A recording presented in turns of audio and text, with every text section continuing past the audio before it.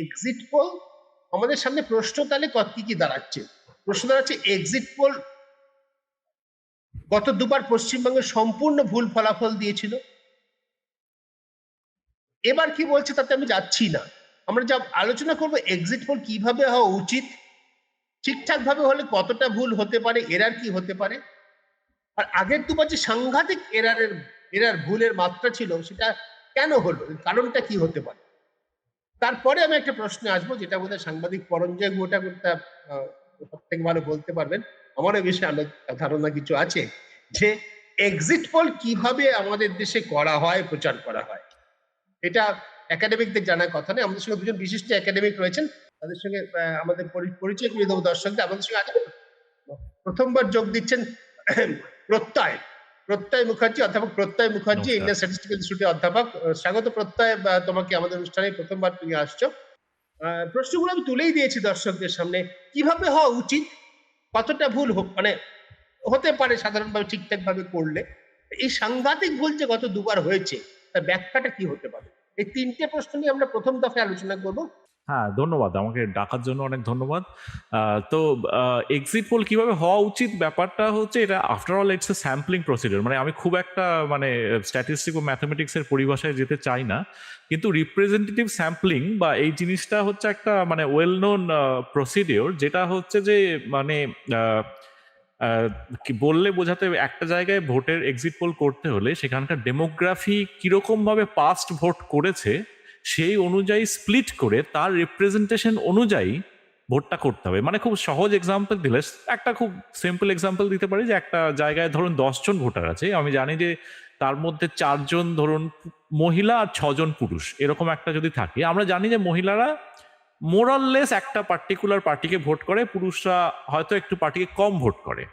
এবারে সেইটার ক্ষেত্রে করতে হলে আমি একজন মহিলা এবং একজন পুরুষকে যদি মানে স্যাম্পল করি, তাহলে আমাকে বুঝতে হবে যে সেই মহিলা যাকে ভোট করেছে এবং তাকে ওই ওয়েটেড অ্যাভারেজ করতে হবে, মানে তার মধ্যে সেই মহিলাদের কতটা পসিবিলিটি আছে সেই পার্টিকে ভোট করার এবং পুরুষদের মধ্যে কতটা পসিবিলিটি আছে।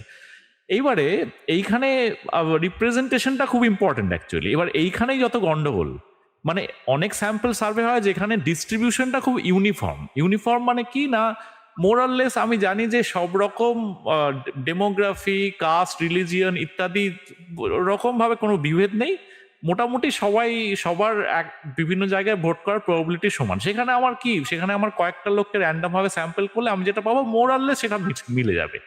সমস্যাটা হচ্ছে এই রিপ্রেজেন্টেশনের জায়গাটায়, এইখানেই যত গন্ডগোলের ব্যাপার। কেননা আমি যদি একটি কেন্দ্রে যাই, সেখানে আমার অনেক রকম ডেমোগ্রাফি আছে, সেখানে আমি জানি যে কিছু মহিলা আছে, কিছু পুরুষ আছে, সেখানে মুসলিম, হিন্দু, রিলিজিয়ান ডিভিশন আছে।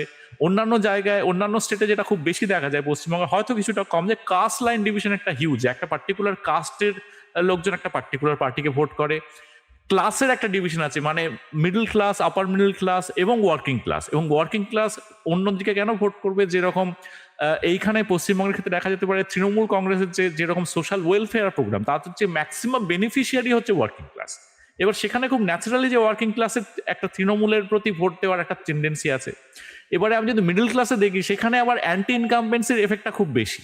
তো সেইখানে আমার আবার মানে হয়তো বিজেপির দিকে বা অ্যান্টি টিএমসি যে ভোটটা, যেহেতু বিজেপি স্ট্রংগেস্ট পার্টি, সেদিকে ভোট করার প্রবণতা আছে। এইবারে যখন এক্সিট পোল করতে যাওয়া হবে, প্রত্যেকটি কেন্দ্রে সেই যে ডিস্ট্রিবিউশনটা, সেই রিপ্রেজেন্টেশনটা সেই রকম ভাবে করে সেইখান থেকে প্রপার স্যাম্পলিং করাটা খুব ইম্পর্টেন্ট। হ্যাঁ, এইখানে এই ব্যাপারটা খুব কঠিন ব্যাপার অ্যাকচুয়ালি, কেননা আমাদের এক একটা কনস্টিটিউশনে কয়েক লক্ষ ভোটার আছে এবং আমরা কটা স্যাম্পল তুলছি না, আমরা হয়তো টোটাল মানে অ্যাকচুয়ালি এই ডেটাগুলো খুব একটা পাওয়া যায় না। আমি একটু আগে খোঁজ করে আমি যেটা দেখলাম যে যে মানে যেটা হয়তো পরবর্তী প্রশ্নের জন্য বেশি রিলেভেন্ট, যে অ্যাক্সিস মাই ইন্ডিয়া যারা এই মুহূর্তে কমেন্ট করছে না পশ্চিমবঙ্গের ওপর কোনো, এবং মানে আমরা দেখেছি যে পাস্ট ইলেকশনে মানে তারা একটা মানে খুবই খারাপ একটা ফলাফল প্রেডিকশন করেছে, আমরা সেটা দেখতে পেয়েছি। তারা এবারে মানে কিন্তু তারা অ্যাটলিস্ট যেটুকু করে, তারা একটা মিনিমাম একটা মেথোডোলজি পাবলিশ করে প্রত্যেকটা ইয়েতে, মানে প্রত্যেকটা পোলের আগে। কিন্তু সেখানে দেওয়া যায় টোটাল নাম্বার অফ স্যাম্পলিং মানে অ্যাক্সিস মাই ইন্ডিয়া যেটা করে যে ওরা at least total number of sample publish করে, যে এক একটা স্টেটে বোধ হয় 20,000 22,000 স্যাম্পলিং করেছে আর কি। এবারে কয়েক কোটি ভোটার যেখানে, সেখানে 20,000 22,000 স্যাম্পলিং কতটা দিতে পারে? কেননা যদি ক্লোজ ইলেকশন হয় সেটা আরো ডিফিকাল্ট হয়ে যায়। মানে অফকোর্স মানে এরকম যদি ইলেকশন হয় যে একটা জায়গায় আমরা জানি ওভারওয়েলমিংলি ধরুন 80% লোকজন একদিকে ভোট করছে, আমার কিছু অল্প স্যাম্পল তুললে আমি মোটামুটি বুঝতে পারবো। কিন্তু যেখানে ব্যাপারটা এত ক্লোজ ফাইট হয় সেখানে ব্যাপারটা এরারের প্রবাবিলিটি আরো ডেফিনেটলি মানে ডিফিকাল্ট হয়ে যায়। আরেকটা হ্যাঁ আমাদের পরের দুটো প্রশ্ন যেগুলো আছে, হ্যাঁ হ্যাঁ এটা হচ্ছে যে তাহলে এরার কতটা হলে সেটা গ্রহণযোগ্য হতে পারে, আর সাংঘাতিক হ্যাঁ হ্যাঁ ভুল যে গত দুবার হয়েছে তার সম্ভাব্য হ্যাঁ কারণটা কি হতে পারে? হ্যাঁ হ্যাঁ মানে একটা ব্যাপার হচ্ছে, যেটা বললাম দুটো কথা, রিপ্রেজেন্টেশন আর স্ট্যাটিস্টিক্যাল ওয়েটিং, এই দুটো খুব ইম্পর্টেন্ট আর কি। এবং এই দুটো জায়গাতে খুব গন্ডগোল হয়। ওয়েটিংটা স্টিল পাস্ট জায়গা থেকে কিছুটা ডিরাইভ করা যায়, রিপ্রেজেন্টেশন ইজ ভেরি হার্ড। এবং দ্বিতীয় কথা হচ্ছে কতটা এরা গ্রহণযোগ্য, টিপিক্যালি 2 to 3% আমরা বলি যে একটা স্ট্যাটিস্টিক্স এর মধ্যে গ্রহণযোগ্য, কিন্তু সেটা যদি আপ টু 4 to 5% হয়, ইটস স্টিল ওকে, মানে it's still not a deal breaker. সমস্যাটা হচ্ছে যে এই এই যে ভুল হচ্ছে, এখানে কিন্তু আরেকটা সমস্যা হচ্ছে পার্সেন্টেজ থেকে সিটে কনভার্ট করা। মানে পার্সেন্টেজ একটা জিনিস, আমি বিভিন্ন জায়গায় করলাম, আমি একটা পার্সেন্টেজ করে আমি একটা বলতে পারলাম যে এ এত পার্সেন্ট ভোট পাচ্ছে, কিন্তু সিটে কনভার্ট করতে গিয়ে আমাদের যে স্প্লিটটা, মানে আমাদের যে প্রত্যেক অ্যাসেম্বলি কনস্টিটিউয়েন্সি ওয়াইজ যে স্প্লিটটা, সেইখানে কনভার্ট করাটা আরো ডিফিকাল্ট। সেক্ষেত্রে আমার কি করতে হয় না, প্রত্যেকটা কনস্টিটিউয়েন্সিতে ওই বুথগুলোকে আবার সেরকম ভাবে রিপ্রেজেন্টেশন অনুযায়ী সিলেক্ট করতে হয়। হ্যাঁ, যেটা বলছিলাম যে মানে পার্সেন্টেজ থেকে সিটে কনভার্ট করতে গিয়ে আরো একটা বড় এরর হয়ে যাওয়ার প্রবণতা থাকে আর কি। এবার অ্যাকসেপ্টেবল এরর মানে আপনি বলতে পারেন যে পার্সেন্টেজের মধ্যে যদি মিলিয়ে দিতে পারে কিছুটা, ধরুন 38%, কিন্তু আমরা যদি 2 to 3% থেকে যদি 4 to 5% হয়ে যায়, সেই সুইচটাও কিন্তু হিউজ। মানে আমরা যদি দেখি যে গতবারের ইলেকশনে একটা হিউজ মার্জিন, 38% বিজেপি, 48% তৃণমূল, ওটা কিন্তু একটা হিউজ মার্জিন। এখানে যদি আমরা 5% যদি এদিক ওদিক এরর হয়ে যায়, তাহলে কিন্তু পুরো ঘটনাটা চেঞ্জ হয়ে যাচ্ছে। হ্যাঁ, সুতরাং মানে ওই 2% 3%-এর মধ্যে থাকা, যেটা অ্যাকচুয়ালি মানে মানে যেটা অ্যাকসেপ্টেবল এরার, সেটা কিন্তু ভয়ঙ্কর কঠিন।